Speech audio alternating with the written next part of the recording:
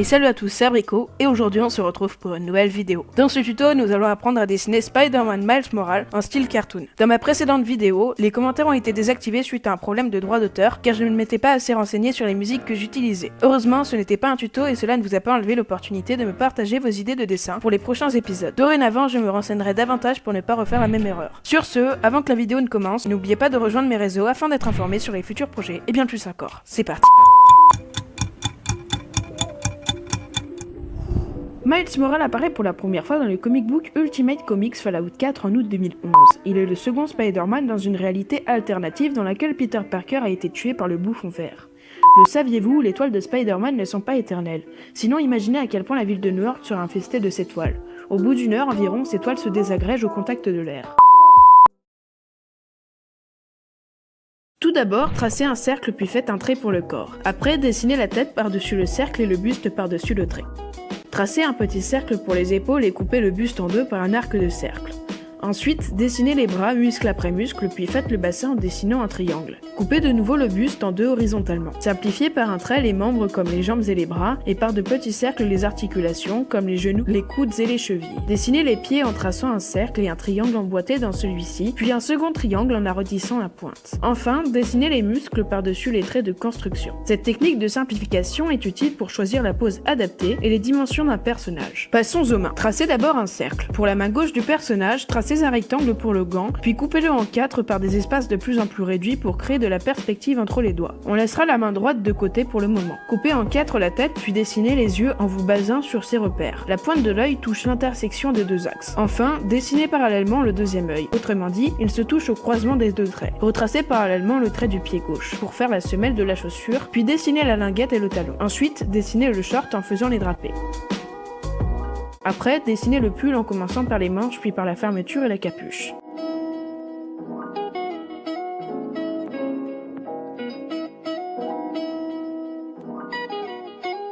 Dessinez la toile par un trait courbé puis la veste. Tracez un cercle sur le costume pour le logo puis faites les drapés.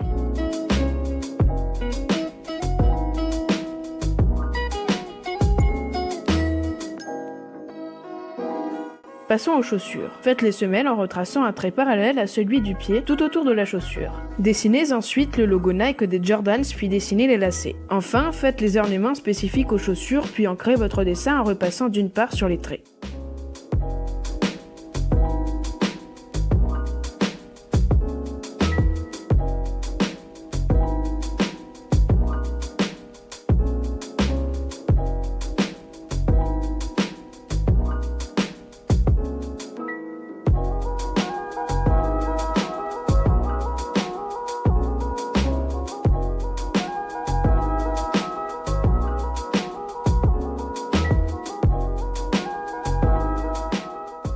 Dessinez le logo de l'araignée sur le costume puis repassez sur les traits avec un liner.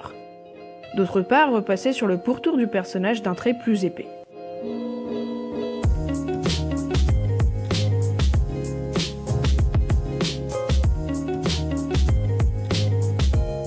Gommez votre dessin avant le remplissage. Coloriez les lignes en rouge pavot et le reste du costume en gris x5. Remplissez ensuite la capuche en rouge pavot et la veste en bleu azur. Enfin, coloriez les manches en gris x5. Remplissez les doigts et les lignes de la chaussure en rouge pavot. Ensuite, coloriez le short en gris glacé 5 et la ceinture en sienne foncée. Après cela, comblez l'intérieur de la veste en gris x5 et dessinez le logo de la chaussure sur la linguette, puis ancrez-le. Enfin, dessinez les lacets de la chaussure. Remplissez les jambes en laissant l'espace supérieur en blanc pour les reflets, puis coloriez les semelles en gris glacé 5. Comblez ensuite cet espace blanc en gris x3. Coloriez les gants en gris x5 en laissant deux espaces blancs, puis comblez-les en gris x3. Par la suite, repassez en gris glacé 5 pour faire les ombres du short, en particulier entre les drapés. Repassez de même en gris x5 pour faire les ombres sur le costume et faire les ombres les plus profondes en noir. Repassez en rouge pavot pour faire les ombres du pull, puis faites les ombres profondes en bleu marin foncé et repassez en bleu azur pour faire les ombres peu denses.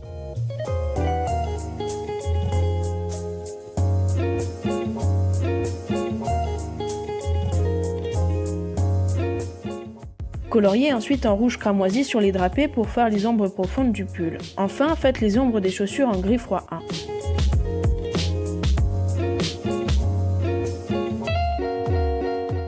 Coloriez en bleu aquaferez les yeux du costume et la toile. Par la suite, repassez en gris x5 pour faire les ombres peu denses du costume et celles du pull, en repassant en rouge pavot.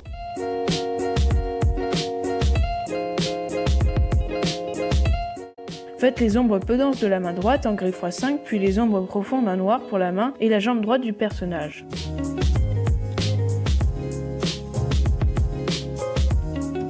Enfin, repassez en gris x5 en laissant quelques espaces pour faire les ombres des muscles. Du même modèle, faites les ombres profondes de la main et de la jambe gauche en noir. Pour faire les ombres d'une même couleur, on utilisera les mêmes feutres. Ainsi, repassez d'une même couleur pour faire les ombres peu denses et d'une couleur plus foncée pour faire les ombres profondes dites aussi ombres denses.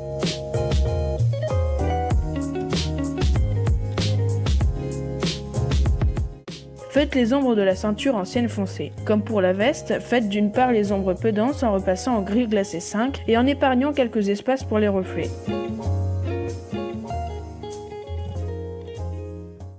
Enfin, vous pouvez faire des reflets en blanc à l'aide de peinture blanche, d'un crayon blanc très dense en pigments ou encore d'un blanco.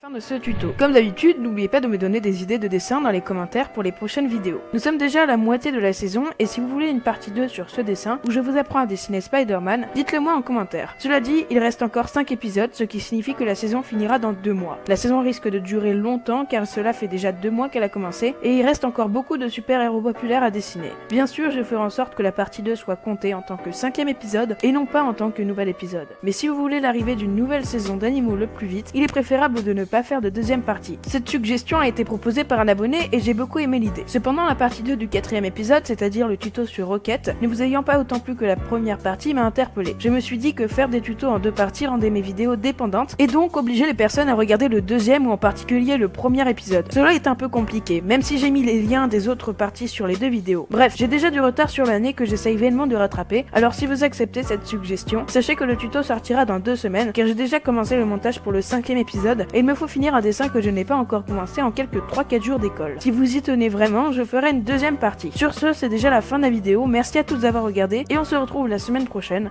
A plus.